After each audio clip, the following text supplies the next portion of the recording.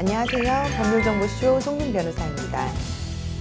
가맹사업 분야에 잡음이 끊이지 않자 김상조 공정거래위원장은 취임사에서 가맹 분야 불공정 관행 근절 대책을 발표하면서 필수 품목 관련 정보 공개사의 강화, 그리고 가맹본부 오너 리스크에 대한 손해배상 책임의 도입, 광역 지자체의 조사 처분권을 일부 위임하는 것, 그리고 광고 판촉 행사 시에 개별적 사전 동의를 의무화에 대한 의지를 밝힌 바가 있고요. 조만간 이에 대한 구체적 안이 나올 것으로 보입니다. 실제 가맹본부 오너 리스크에 대한 손해배상 책임은 내년 1월 1일부터 가맹계약서의 필수적 기재사항이 되었습니다. 공정거래위원회의 처분 수위가 갈수록 높아지고 있기에 가맹본부는 법률 리스크를 관리해야 할 필요성이 높은데요. 오늘은 가맹본부가 반드시 기억해야 할 7가지를 설명해 드리겠습니다. 첫 번째는 정보공개서의 철저한 관리입니다. 중요 사항이 누락된 정보공개서는 기만적 정보 제공이 될 수가 있고, 가맹점 수, 매출액에 대한 숫자가 틀리면 허위의 정보 제공 행위가 돼서 정보공개서 등록이 취소되거나 또 취소가 될 경우에는 재등록 시까지 신규 가맹점 모집이 불가하게 됩니다. 따라서 변경 사유가 발생하면 제때 변경 등록 등 지속적인 관리가 필요하고요. 정보공개서에 기재가 되어 있다 하더라도 가맹계약서에 기재가 되어 있지 않으면 계약의 내용이 되지 않는 점도 유의하셔야 합니다. 또 계약 체결 시 제공해야 되는 필수 서류 3종입니다. 정보공개서, 임금가맹점 현황문서, 그리고 가맹계약서 3종은 계약 체결 혹은 가맹금 수령 14일 전에 반드시 제공해야 됩니다. 예를 들어 1월 1일에 제공했을 때에는 1월 16일 이후 가맹금을 수령하거나 가맹계약을 체결할 수 있습니다. 개정 전에는 가맹계약서는 1일 전에만 제공이 됐으나 17년 10월 19일부터는 정보공개서와 함께 14일 전에 제공하는 것으로 변경되었으니 주의하셔야 합니다. 간혹 영업직원 교육이 제대로 되지 않아서 정보공개서 수령 확인증에 실제 제공한 날보다 날짜를 소급해서 허위 기재하는 경우 적법한 정보 제공이 되지 않습니다.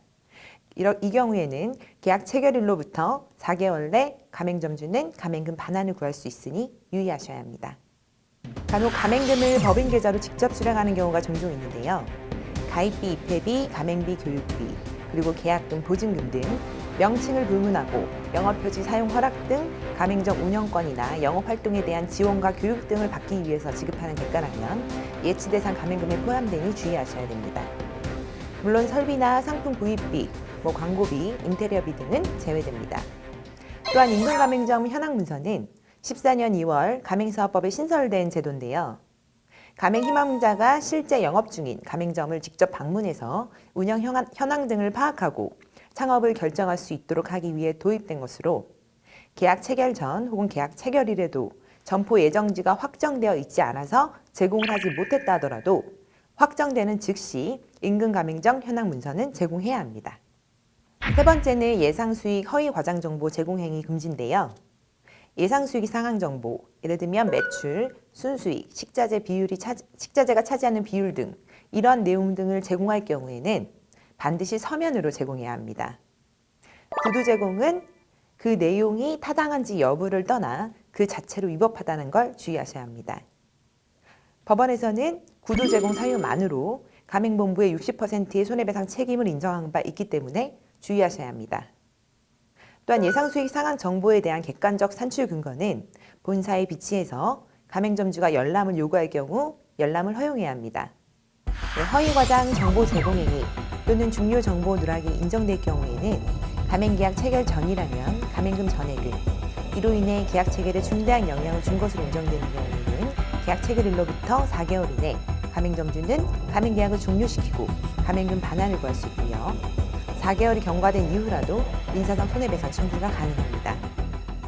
또 홈페이지나 사업 설명회 PPT, 전단지 등의 자료의 내용상 가맹점 수라든가 지원 내용, 매출 등이 허위 과장이 없는지 주의하고 영업 담당자들에 대한 가맹사업법 교육이 필요합니다.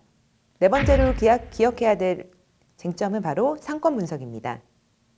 상권 분석은 소상공인진흥공단 상권 분석 보고서를 제공한 것만으로는 책임을 회피하기 어렵다라는 판례가 있다는 걸 주의하셔야 합니다. 사실 여부가 확인되지 않은 막연한 추정에 의거해서 산정을 했을 경우에는 허위 과장 정보 제공 행위에 해당하는 점도 꼭 기억하시기 바랍니다. 다섯 번째는 자전 매입 금지입니다. 자전 매입 금지 또는 고의 강제의 요건을 충족하지 못할 경우에는 불공정 거래 행위로 과징금 부과 대상이 되는 것도 주의하셔야 합니다. 가맹사업법은 강제하는 내용이 가맹사업의 필수적이라고 인정될 것, 또 특정 거래 상대방과 거래하지 않는 경우에 가맹본부의 상표권을 보호하고 상품 또는 용역의 동일성을 유지하기 어렵다는 사실이 주관적이 아니라 객관적으로 인정이 돼야 됩니다. 또 가맹본부가 미리 정보 공개서를 통해서 가맹점 사업자한테 해당 사실을 알리고 계약했을 것, 위 세 가지를 모두 충족한 경우에만 구입 강제가 가능하다고 보고 있습니다. 여섯 번째는 계약 해지 절차의 준수인데요. 가맹점에 비위가 있다고 하더라도 가맹사업법은 해지 절차를 엄격하게 준수하도록 하고 이를 준수하지 못한 해지 통보는 무효라고 보고 있습니다. 즉 가맹본부는 가맹계약을 해지하려는 경우 해당 가맹점 사업자에게 반드시 2개월 이상의 유예기간을 두고 계약의 위반 사실을 구체적으로 밝히고 이를 시정하지 않는 경우에 계약을 해지한다라는 사실을 구두가 아닌 반드시 서면으로 그리고 2회 이상을 통지하도록 하고 있습니다. 이를 미준수한 경우 해지가 무효임에도 이를 인지하지 못한 가맹본부가 부당히 상품 공급을 중단했을 경우에 가맹점주의 휴업손해 상당의 손해를 배상해야 하는데요. 실제 휴업손해 70% 배상 책임이 인정된 심결례가 있으니 주의하셔야 합니다. 마지막으로는 징벌적 손해배상 부분입니다. 특히 현행법은 허위 과장 정보 제공, 부당한 거래 거절 시 징벌적 손해배상, 즉 실제 피해액의 3배 이내에서 손해배상을 구할 수 있도록 시행을 하고 있는데요. 신고 포상금도 존재하기 때문에 허위 과장 가맹계약 취소, 해지, 가맹금 반환, 손해배상에 대한 프랜차이즈 소송과 공정거래위원회 신고건이 대폭 증가할 수 있기 때문에 리스크 관리에 유의하셔야 합니다.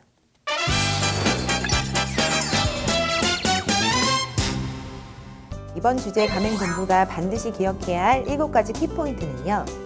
첫 번째는 정보공개사의 철저한 관리와 두 번째는 계약 체결 시 제공해야 하는 필수 서류 3종, 그리고 예상수의 허위 과장 정보 제공 행위 금지, 네 번째는 상권 분석, 다섯 번째는 자전 매입 금지가 허용되는 요건, 여섯 번째는 계약 해지 절차의 준수, 그리고 마지막은 징벌적 손해배상 제도입니다.